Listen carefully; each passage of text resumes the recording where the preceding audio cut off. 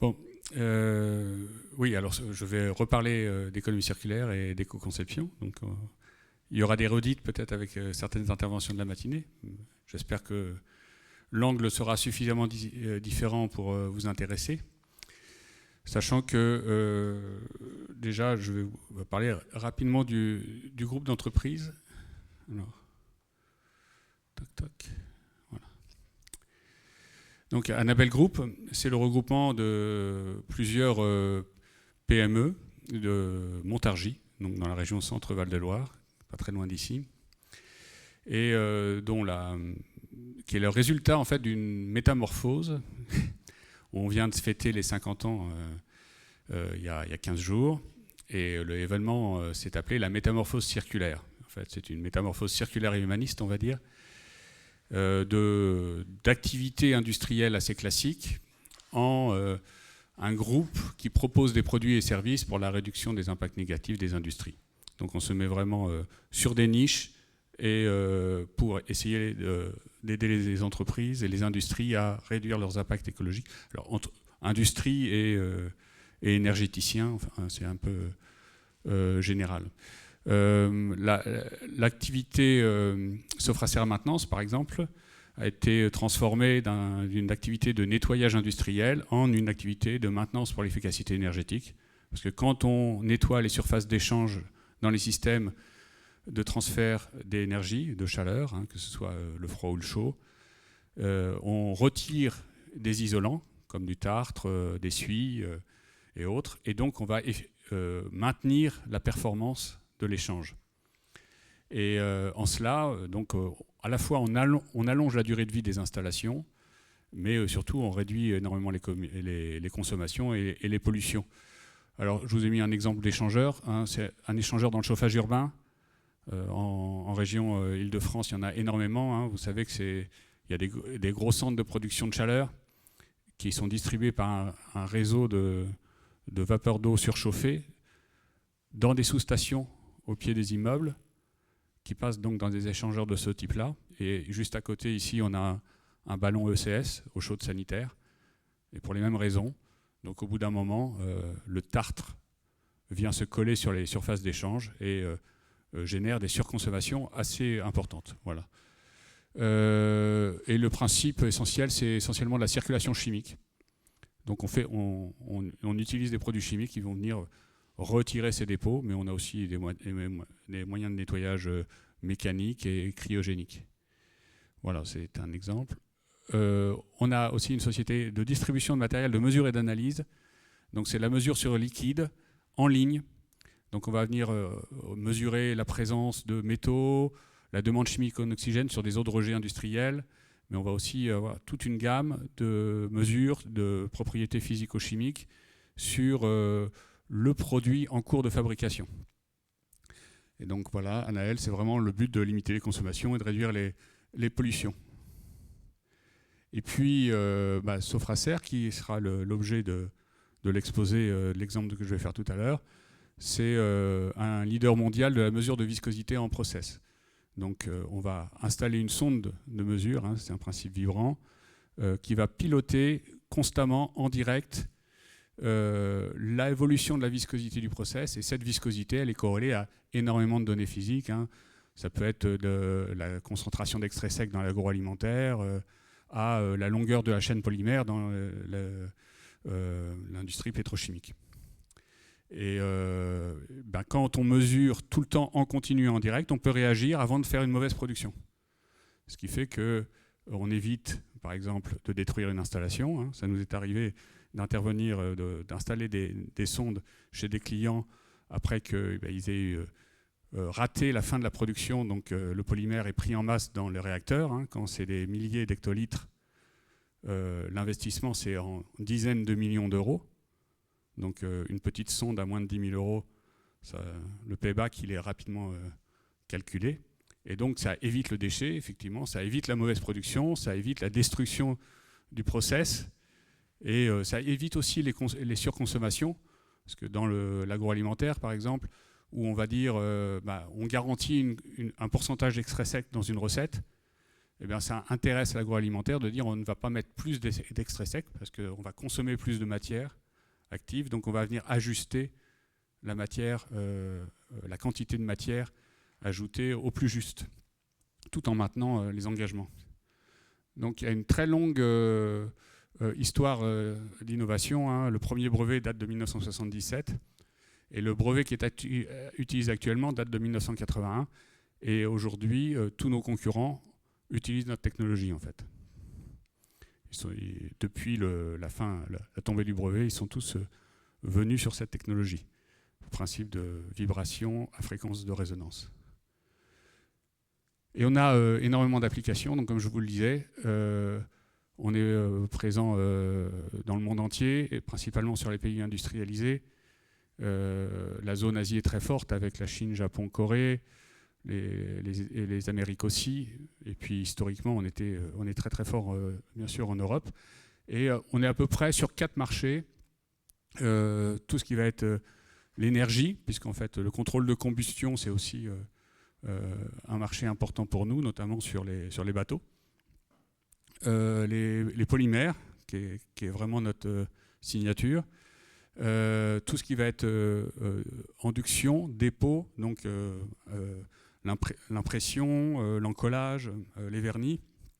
Et puis un marché qui grossit, et notamment parce qu'on est le seul capteur à être agréé EHEDG, c'est toutes les applications sanitaires. Alors, tout ce groupe-là fonctionne comme une communauté de partage de moyens et de compétences.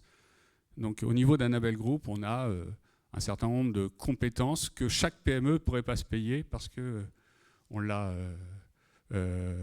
sont trop petites. Et du coup, on les partage. Et on s'est mis aussi à les partager au niveau de notre territoire en ouvrant un espace de coworking chez nous qui agit un peu comme un incubateur du territoire. Donc, ce qui est intéressant peut-être à notifier aussi, c'est que l'année dernière, nous avons remporté le trophée national de défi RSE dans la catégorie environnement, hein, en face de grands groupes. On a aussi le trophée de l'engagement sociétal du Loiret. Et c'est à noter que Annabel Group a été à l'initiative de la création d'une association qui s'appelle Percé 3C pour l'engagement, la responsabilité sociétale des entreprises, l'économie circulaire, coopérative et collaborative, et qui est porteuse d'un PTCE, labellisé par le secrétariat d'État de l'économie sociale, solidaire et responsable. PTCE, c'est Pôle territorial de coopération économique. C'est qu'on a mis autour de la table, on l'a appelé CIEL, hein, Circularité, Inclusion et Économie locale, et qui regroupe toutes les structures d'insertion par l'activité économique, les associations environnementales et les associations d'entreprises dans ce pôle pour dynamiser la coopération sur le territoire et l'écologie industrielle et territoriale. Voilà, bon ça c'est noté, c'est pour vous dire dans quoi s'inscrit la démarche. C'est une démarche de 20 ans, ça a commencé dans les années 2000, avec la performance globale du Centre des jeunes dirigeants d'entreprise, qui était vraiment la première méthode concrète d'application de la RSE au cœur de l'entreprise. C'est-à-dire pas créer un département RSE à côté de l'entreprise, et parfois en conflit avec le business model. Ce n'est pas BNP Paribas qui va me contredire, c'est parfois compliqué. Voilà. Et puis, donc là, c'est vraiment... la méthode qui a été expérimentée là, c'était la méthode de dialogue avec les parties prenantes et de performance avec toutes les parties prenantes. Donc une méthode qui aujourd'hui est aussi assez réutilisée par toutes les méthodologies et les normes d'ailleurs, hein, puisque en fait, le CJD va travailler à l'époque avec l'AFNOR pour créer Millénaire qui est devenu l'ISO 26000. Donc c'est vraiment... c'était une démarche de précurseur à cette époque. Voilà, alors... Pourquoi l'éco-conception et pourquoi... C'était un exemple d'illustration que je trouvais intéressant, mais effectivement qui rejoint l'exemple de Pilot Pen. Alors, quelques enjeux quand on lance une démarche d'éco-conception, c'est de ne pas rester que sur le produit, c'est de bien considérer l'ensemble. En quoi l'éco-conception, c'est quand on fabrique un produit, quand on conçoit un produit et qu'on le fabrique, en quoi c'est quelque chose qui remet en cause finalement tout le modèle de l'entreprise, en quoi ça nous interpelle. Bon, il y a des enjeux économiques. D'abord, les enjeux de maîtrise de coût. Bon, on va passer ça parce que je ne vais pas répéter. Bon, ils sont assez évidents. C'est-à-dire les conceptions, ça, à la fois, on peut avoir un impact écologique, et on reviendra dessus, mais il y a un impact économique. C'est-à-dire reconcevoir un produit en économisant de la matière, généralement, ça fait économiser. La faisabilité technique, et puis un enjeu nouveau, là, qui est la pérennité des appros. C'est quelque chose qui vient de s'imposer à nous, qu'on n'imaginait pas il y a encore quelques années. Et nous, en interne, on a été obligés très rapidement de reconcevoir complètement des cartes électroniques, puisqu'il n'y avait plus notre microprocesseur principal, par exemple. Donc un projet qui normalement prend 2 ans, on l'a fait en 6 mois, parce qu'on n'avait pas le choix. On ne livrait plus nos clients. Des enjeux managériaux. Alors ce qui est intéressant, c'est que l'éco-conception, ça nous fait bouger aussi au niveau RH. Et c'est très intéressant. Bon, ça joue sur le système de management. Bon, normalement, je ne vous montrerai pas les bulles vides, mais c'est parce que avec une souris, je peux passer. Ça met en mouvement l'entreprise, comme toute la démarche RSE. Mais ce qui est intéressant, c'est que quand on remet constamment en cause la façon dont on fait, on crée une dynamique dans l'entreprise qui fait que elle est tout le temps en mouvement. Et du coup, s'adapter, comme on a dû le faire sur pas mal de choses. Le premier confinement, pour nous, ça n'a été absolument pas un problème, parce que tout le monde s'est auto-adapté. Et tout le monde a choisi son horaire de travail en fonction de ses impératifs, du simple opérateur au cadre. Et nous, on a des opérateurs qui disaient, bon, là, j'ai fini, donc je ne reviens plus cette semaine, je reviendrai la semaine prochaine parce qu'il y aura cette échéance-là. Et ils se sont fait leur planning. Donc mettre en mouvement, c'est quelque chose de forcément positif. Et puis du coup, ça joue sur l'implication. J'entendais la question tout à l'heure. L'implication, la marque employeur, le recrutement, la fidélisation, ce sont des enjeux quand on est en démarche d'économie circulaire, dont l'éco-conception fait partie. Il y a un vrai bénéfice pour le management. Je prends un exemple, mon responsable R&D, il y a 3 ans, il m'a dit, mes parents ont quitté la région, mes amis, c'est un champion d'escalade, mes amis ont quitté la région, ils se sont rapprochés des montagnes, je vais partir, je vais me rapprocher des montagnes. 11 fois champion de la région Centre-Val de Loire en escalade, il avait besoin d'avoir un peu plus de niveau, quoi. Et voilà, désolé. Et du coup, il dit, mais je ne veux pas quitter l'entreprise. Il a déménagé à Toulouse et il travaille toujours pour l'entreprise, c'est toujours le responsable R&D. Il vient 1 semaine par mois chez nous et tout le monde est content. Donc un jeune qui est sorti de l'école et qui a commencé sa carrière chez nous, 10 ans après, il ne veut pas quitter l'entreprise. Donc par rapport à l'implication, je pense que c'est un enjeu assez intéressant. Voilà, les enjeux stratégiques, c'est une demande marché. On voit, alors même si elle est parfois pas encore assez convaincante, on sait que c'est une tendance qui va être lourde très, très prochainement. Alors dans le B2B comme nous, c'est peut-être un petit peu moins évident que dans le B2C, mais quand même. La réglementation, la loi AGEC, on voit à quel point la loi AGEC nous impose l'éco-conception, puisqu'elle nous impose le recyclage. Si on ne pense pas le recyclage au moment de la conception, on est mort. Et puis l'image de marque, parce que mine de rien, c'est aussi important, l'image qu'on peut avoir même auprès des pouvoirs publics. Nous, quand on demande des subventions aux pouvoirs publics à la région centre, on n'a jamais eu une question. Ils connaissent toute notre démarche, on est complètement transparent là-dessus. Si on demande une subvention pour reconcevoir rapidement en 6 mois notre carte électronique, etc., ils sont là et ils font le chèque. C'est une évidence. C'est-à-dire, on a une cohérence, une congruence entre ce qu'on fait et ce qu'on dit. Donc, c'est la question de la confiance. Quand on sait donner au territoire, je pense que vous êtes d'accord avec moi, quand on sait donner au territoire, le territoire sait donner en retour. Voilà. Et puis, hop, oui, excusez-moi, c'est la petite animation. Hop. Et puis les enjeux environnementaux, écologiques. Donc bien sûr, il faut, et c'est le principe de base. Je reviens Pas trop sur l'analyse de cycle de vie, puisqu'on en a longuement parlé tout à l'heure, mais effectivement, il faut tout revoir. Et je mets un focus sur les achats responsables, qui font un peu partie des ACV, mais la philosophie qu'on a dans le groupe, hein, c'est d'acheter toujours au plus près.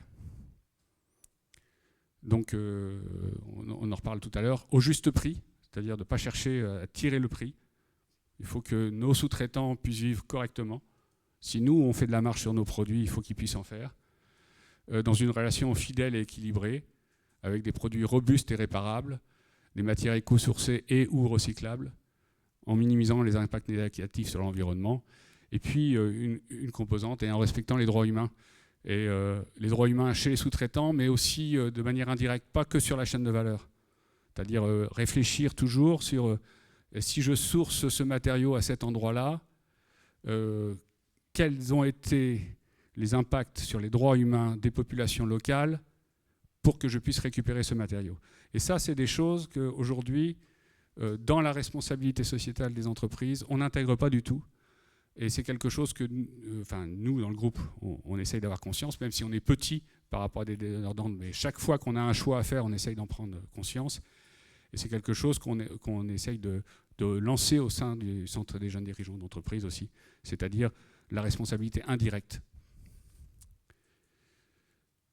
Voilà. Alors, on passe à l'exemple. Alors, l'exemple, c'est le viscosimètre, la mesure de viscosité à fréquence de résonance. Donc, c'est une sonde. Hein. Là, il y a une tige vibrante qui s'insère directement dans le process. Et plus la viscosité du produit augmente, plus l'amplitude est atténuée par la viscosité. Et donc, on a une sonde, on a un transducteur et un interface homme-machine. Voilà, un petit ordinateur intelligent, enfin un contrôleur intelligent. Donc, 3 éléments. Alors, les matières, le choix des matières et des composants, c'est quelque chose d'important.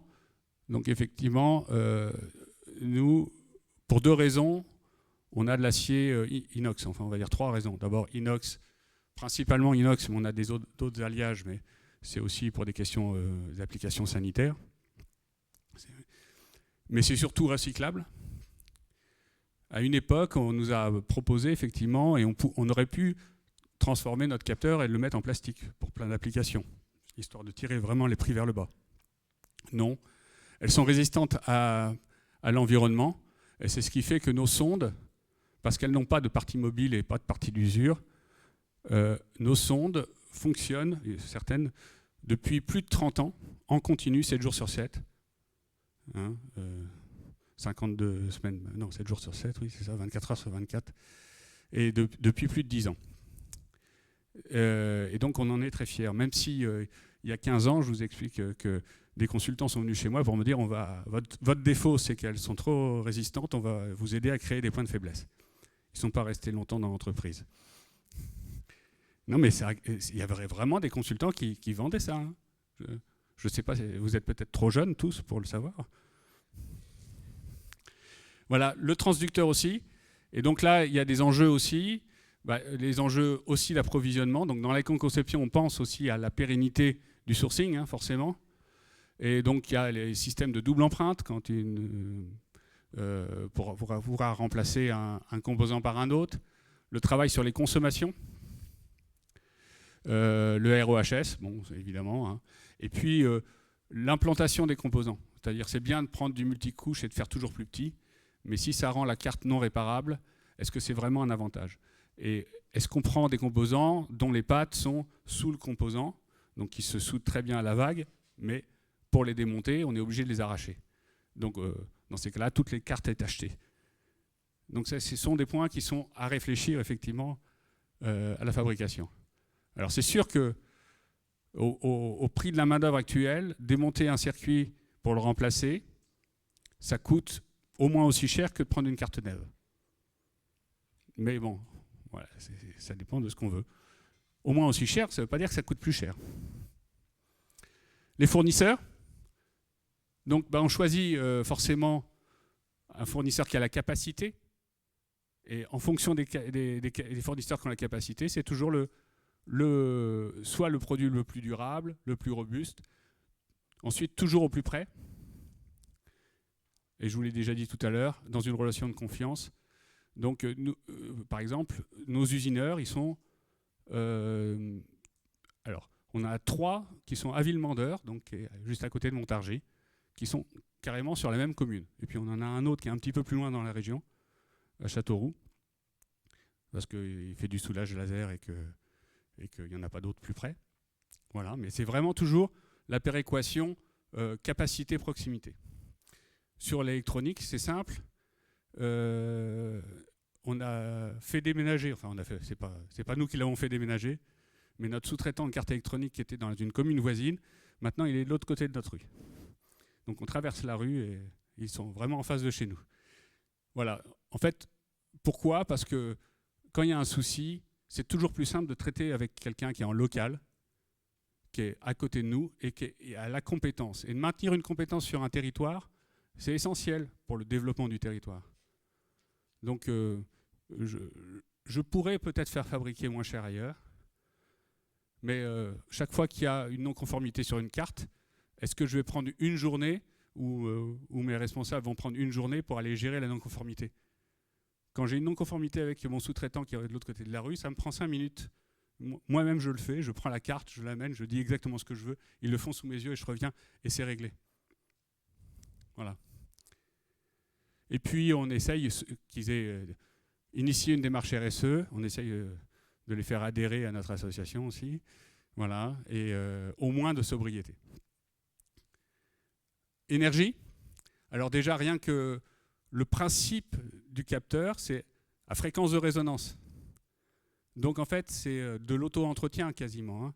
Donc on fournit que l'énergie pour compenser les pertes liées aux forces de freinage et notamment à la viscosité. Donc on ne fournit que l'énergie vraiment nécessaire à maintenir la vibration. Et donc c'est déjà très économe. Ensuite, en interne, on travaille beaucoup aussi sur nos énergies. On a réduit de 30% ces dernières années notre consommation d'énergie tout en augmentant notre fabrication. Et puis, pour le chauffage, on est passé à la géothermie, ce qui est extrêmement intéressant, surtout en ce moment.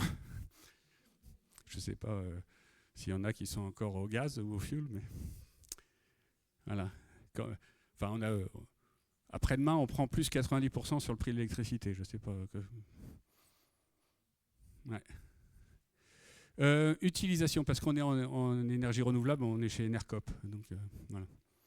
Ils avaient maintenu les prix malgré les augmentations, mais là, au 1er juillet, ils changent. Utilisation, et puis c'est ce que je vous ai expliqué. Donc, voilà.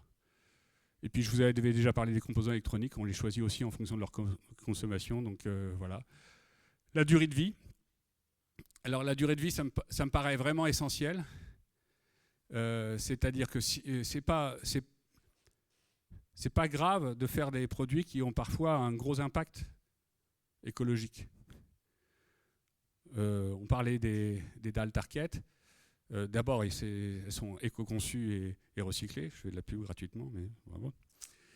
Mais quand la dalle dure 30 ans, bon, ou plus, et donc, en fait, faire des produits de qualité, c'est le plus important. Faire des produits qui durent, c'est vraiment le plus important. Et donc, nous, on est très fiers d'avoir des produits qui sont robustes, réparables, qui n'ont pas de pièces d'usure. Donc, et puis on évite les obsolescences.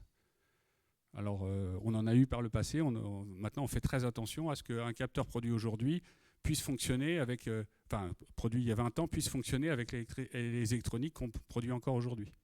Qu'il y ait une vraie portabilité. Et donc, un client d'il y a 20 ans qui, tout d'un coup, son électronique, parce que c'est l'électronique qui est la pièce la plus défaillante, hein, généralement. Il y a toujours des composants. Puis plus ça va, plus on a des composants qui sont plus facilement défaillants. Donc la durée de vie de nos électroniques diminue par la fiabilité des composants, parce que la taille réduit, forcément. Hein, quand on était en composants discrets, ça tenait vraiment très longtemps. Et forcément, la taille était beaucoup plus grosse, mais voilà. Et donc voilà, la fiabilité et la durée dans le temps, ça me paraît vraiment une composante essentielle de l'éco-conception. et que la réparabilité. Et alors nous, on se retrouve à faire tout ça et à forcément être dans une limite de compréhension dans les grands groupes, notamment quand on est face à un acheteur qui va regarder le prix d'achat. Alors que nous, on essaye de les convaincre de parler de prix de possession. Parce qu'on a des concurrents qui fabriquent des petits jouets qui durent 2 ans. Le temps de la garantie, quoi. Et tous les 2 ans, ils changent. Quand nous, on essaye de leur vendre un truc qui est peut-être 30% plus cher ou 40% plus cher simplement, et 30 ans après, ils l'auront toujours.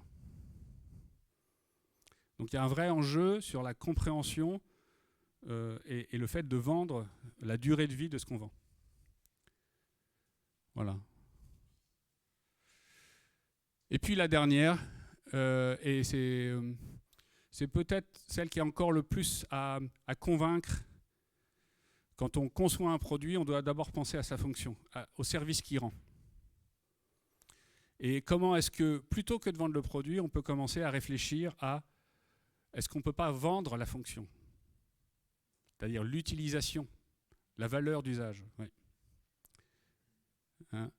Et donc, nous qui avons des produits hyper robustes qui durent 30 ans, on a tenté, il y a déjà 15 ans, de louer nos produits, c'est-à-dire de vendre la mesure plutôt que le capteur. Alors à l'époque, ça nous posait un problème parce que la loi nous l'interdisait finalement. Donc on l'a fait dans une petite proportion de notre chiffre d'affaires, puisqu'on n'était pas établissement financier. Mais ça n'empêche qu'on a créé quelque chose. Et sur les nouveaux produits qui sont tellement décalés, hein, Jean-Marie qui est là, lui, il s'occupe notamment d'un viscosimètre pour l'extrusion, donc qui s'installe directement sur les lignes d'extrusion pour le recyclage des plastiques et caoutchouc. C'est tellement décalé, ça n'existe tellement pas, que les gens, ils ont du mal à passer à l'achat. Et donc, on a fabriqué quelques capteurs et qu'on met en location. Ce qui permet de développer des process, parce que quand un process est bien réglé sur de l'extrusion, c'est toujours difficile de décaler un peu la filière pour pouvoir insérer une section de canalisation pour le mettre. Et donc là, on vend la fonction, c'est qui est de monitoring. Hein, tout à l'heure, ce qu'on ne mesure pas, on ne peut pas l'améliorer. C'était ça, hein, la citation. Hein. Voilà. Et ben là, nous, on vend le monitoring, c'est-à-dire on met à disposition un système qui permet de monitorer. Et ça n'existe tellement pas que les gens ils croient pas que ce soit possible. Donc ils ont besoin d'une validation. Voilà. Et puis c'est la fin de ma présentation.